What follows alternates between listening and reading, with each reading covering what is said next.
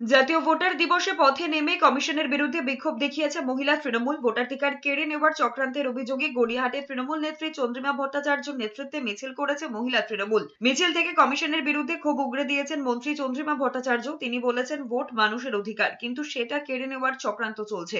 SIR এর নামে মানুষকে বিভ্রান্ত করার চেষ্টা হচ্ছে। চন্দ্রিমা ভট্টাচার্য বলেছেন, সঠিক পদ্ধতিতে এসআইআর এর বিরোধী নয় তৃণমূল, কিন্তু যেভাবে মানুষকে হয়রানির মধ্যে ফেলা হচ্ছে তৃণমূল তার প্রতিবাদ চালাচ্ছে।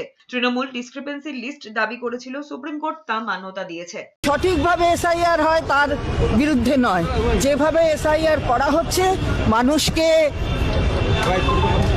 বিভ্রান্ত করা হচ্ছে, ভীত করা হচ্ছে, সন্ত্রস্ত করা হচ্ছে, আমরা তার বিরুদ্ধে।